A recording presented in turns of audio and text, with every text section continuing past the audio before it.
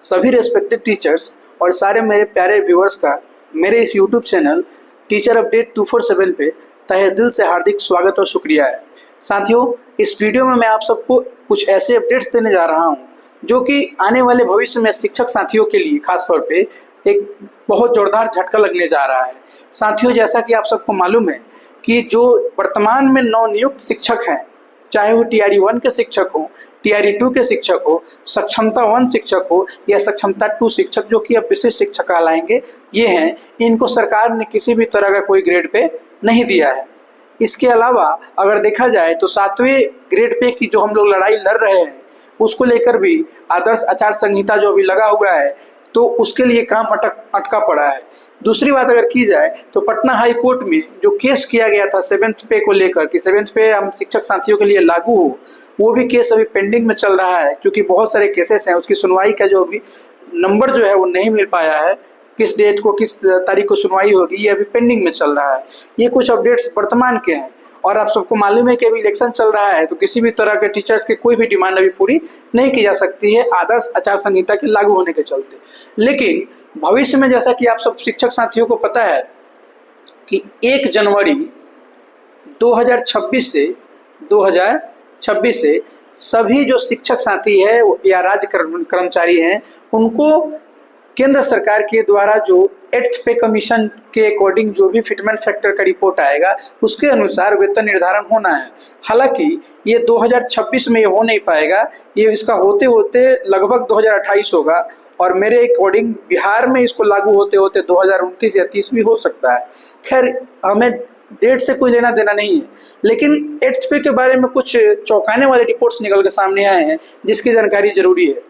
इसके अलावा जितने भी मेरे शिक्षक साथी है वो हमेशा कमेंट करते हैं कि अभी 7th पे मिला नहीं और आप 8th पे की बात करने लगे। भाई मेरे, जो डिटेल्स आएंगे, जो रिपोर्ट्स आएंगे, जो न्यूज़ आएंगे, जो अपडेट आएंगे, इसकी जानकारी क्या आपको और हमें नहीं होनी चाहिए? हर हाल में इसकी जानकारी आपको और हमें होनी चाहिए। गवर्नमेंट हमें क्या दे रही है, क्या नहीं दे रही है, कौन सा ग्रेड पे दे रही है नहीं दे रही है, ये तो किसी से छुपा हुआ है ही नहीं।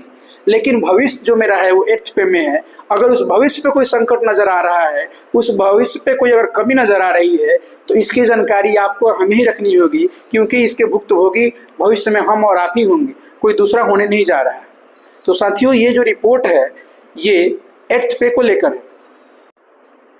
9 अक्टूबर को प्रभात खबर के प्रिंट मीडिया में एक खबर छपती है 8th पे कमीशन को लेकर के, जिसका मैं स्क्रीनशॉट लेके आप सबके सामने अवेलेबल हूँ। अब ये प्रिंट मीडिया का जो रिपोर्ट है वो क्या है समझिएगा। तो 8th पे कमीशन में केंद्रीय कर्मचारियों को तगड़ा झटका, 2.86 के बजाय इतना लागू होगा फिटमेंट फैक्टर। दोस्तों, फिटमेंट फैक्टर क्या है वो भी मैं बताने जा रहा हूँ, लेकिन ये समझिए 2.86 ये एक फिटमेंट फैक्टर जो हुआ वो क्या हुआ, इसका जानकारी हम दे रहे हैं। पूर्व में जो था एक तरह से अनुमानित था कि 2.86 जो है उतना गुना आपका पेमेंट भविष्य में बढ़ने की पूर्ण संभावना है, लेकिन अब ये डिटेल्स निकल के सामने आ रहे हैं। हालांकि इस न्यूज में कितनी सत्यता है ये तो पता चल ही जाएगा। 2.86 न होके ये जो आपका फिटमेंट फैक्टर होगा वो कम होगा। चलिए इसको देखिए, खबर क्या है।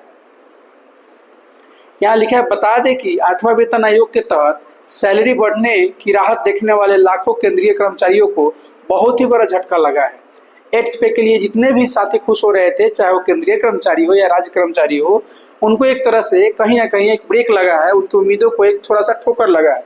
नहीं लागू होगा ऐसी बात मैं नहीं कर रहा हूँ, लेकिन जो लागू होगा वो आपके अनुमान और अभी तक के आए हुए सोर्सेस के न्यूज के अनुसार कम लागू होंगे। बता दें कि केंद्रीय कर्मचारी नए वेतन आयोग में 2.86 फिटमेंट फैक्टर की उम्मीद कर रहे थे, वही इसकी उम्मीद पर पानी फिरता हुआ देखा जा रहा है। आइए जानते हैं इस बार कितना लागू किया जाएगा फिटमेंट फैक्टर। अब साथियों, मैं आपको फिटमेंट फैक्टर की जानकारी दे दूं। देखिए साथियों, ये जो 2.86 आपने देखा था फिटमेंट फैक्टर, ये एक मल्टीप्लायर नंबर होता है, एक गुणात्मक संख्या होता है। जैसे मान के चलिए कि अभी 26,520 रुपये बिहार के प्राइमरी के जो टीचर्स हैं उनका ये बेसिक पे है। आफ्टर इंक्रीमेंट की मैं बात कर रहा हूँ। 25,000 तो मूल वेतन है जब आप नए ज्वाइन कीजिएगा, लेकिन टीआरई 1 के साथ ही अगर उन्होंने अपना लगभग 2 साल बिता लिया है तो उनका 2 बार का जो इंक्रीमेंट है वो लग के मूल वेतन 26,520 रुपये हो गए हैं। अब इसके अनुसार अगर बोला जाए तो अगर फिटमेंट फैक्टर हमारा 2.86 होता तो ये जो संख्या है आपके मूल वेतन में गुना हो जाता है। सॉरी, 2.86 जो है इसमें जो आपका मूल वेतन जो कि मैंने अभी लिखा था 26,520 रुपये, ये गुना हो जाता है और ये कुल मिला के जो है आपका पेमेंट बन जाएगा। इसके साथ जो डीए होगा वो 0% हो जाएगा। जैसे ही आपको इस तरह का नए फिटमेंट फैक्टर के अनुसार पेमेंट मिलना शुरू होगा, आपका डीए जो है जैसे अभी 58% के अकॉर्डिंग मिलना चाहिए जो कि 85% मिल रहा है। वर्तमान डीए अगर 50%, 55% या 58% जो भी है वो घट के 0 हो जाएगा। फिर यहाँ से 1%, 2% हर बार जैसे लागू होता है वैसे लागू होते होते वहाँ तक पहुँचेगा। तो आप यहाँ पे समझ सकते हैं कि ये 2.86 क्या है। तो 2.86 एक तरह से एक ऐसा संख्या है जो आपके वर्तमान का मूल वेतन में गुना हो जाएगा और गुना होके वही जो पेमेंट आपका होगा, आपका जो एचआरए है और मेडिकल वगैरह जोड़ के, और इस तरह से आपका कुल मिला के 8वां वेतन आयोग का सैलरी बन जाएगा। फिर से इसका समरी समझ लीजिए, 2.86 ये क्या है। तो 2.86 आपके मूल वेतन में गुना करने के लिए एक नंबर है जो कि 8th पे में 8वां वेतन आयोग में गुना करने के बाद जो भी आपका गुना में नंबर आता है, आपकी सैलरी 8th पे में उतनी होने की उम्मीद थी।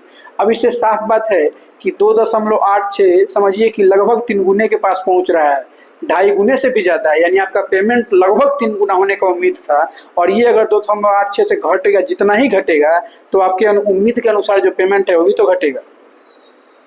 नेक्स्ट देखा जाए, अगर अब न्यूज पे आते हैं अगर आप भी केंद्रीय कर्मचारी हैं तो आप सभी को बता दें कि 7वां वेतन आयोग लागू हुई करीब 10 वर्ष पूरा होने जा रहा है।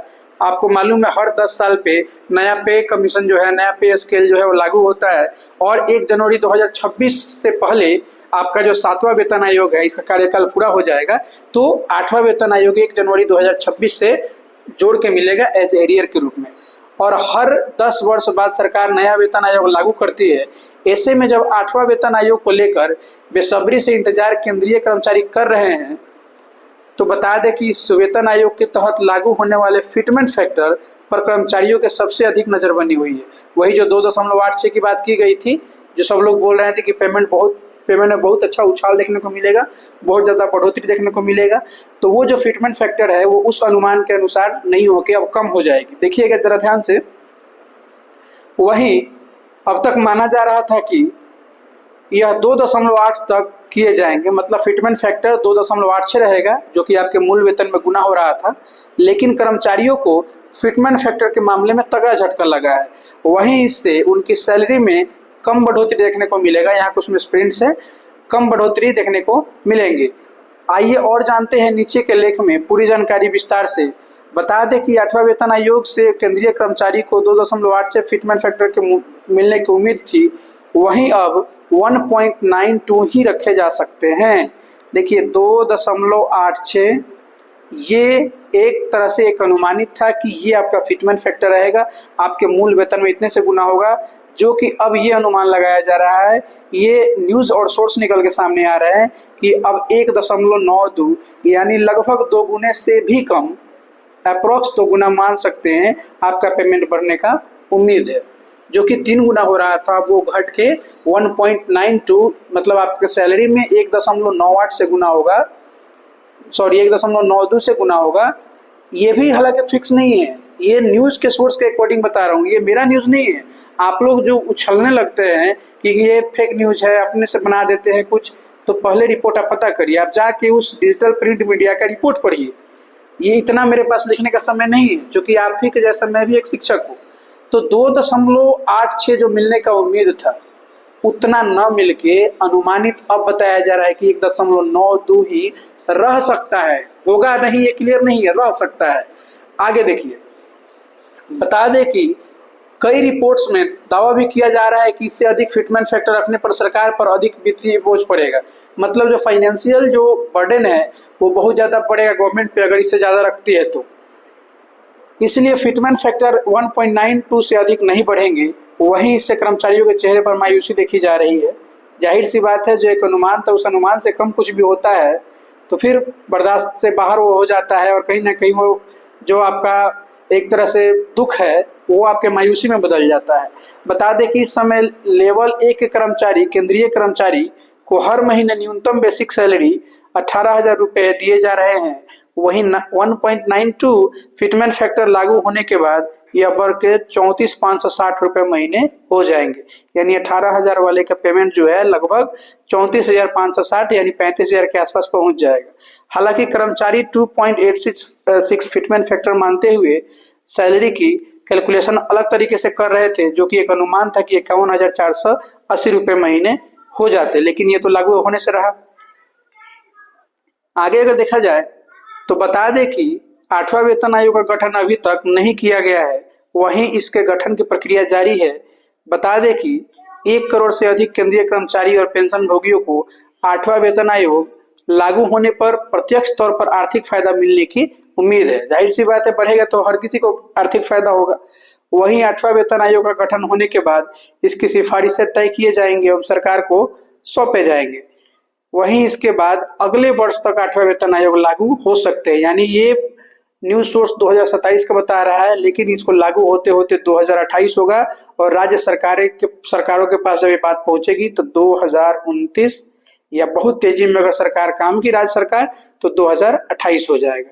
तो ये रिपोर्ट्स थे 8th पे को लेकर के। मतलब कुल मिला के इतने सारे जो भी हमने लाइंस पढ़े, जो भी हमने आपको एनालिसिस किया, उसका सार यही निकलता है कि 2 दशमलव समथिंग जो था 92 या 86 जो भी था, अब उतना नहीं रह के 1.92 होंगे। इस हिसाब से जो पेमेंट जितना बढ़ने की उम्मीद थी उतना न बढ़ के आपका पेमेंट इस बार कम बढ़ेगा। लेकिन जाहिर सी बात ये है और देखने वाली बात ये है कि जो कमेटी जो है जब रिपोर्ट सौंपेगी गवर्नमेंट को, वहां से आपको इस न्यूज की सत्यता पता चलेगी। ये एक न्यूज था, एक समाचार था, एक अपडेट था, जिसकी जानकारी हर शिक्षक साथियों को, हर राज्य कर्मचारियों को और हर केंद्रीय कर्मचारियों को होना बेहद जरूरी था। और मेरा ये न्यूज नहीं है, मेरा ये बनावटी बात कुछ नहीं है। जो न्यूज है उसको मैंने पढ़ा है। कोई भी रिएक्शन, कोई भी कमेंट अगर आप दे रहे हैं तो पहले जाके आप इस न्यूज के सत्यता का वेरिफिकेशन करिए, फिर आके यहाँ पे आप जो भी लफ्ज यूज करना है करिए। तो इस उम्मीद के साथ कि आप मेरे वीडियो को लाइक कर दिए होंगे, आपने मेरे चैनल को सब्सक्राइब कर लिया होगा।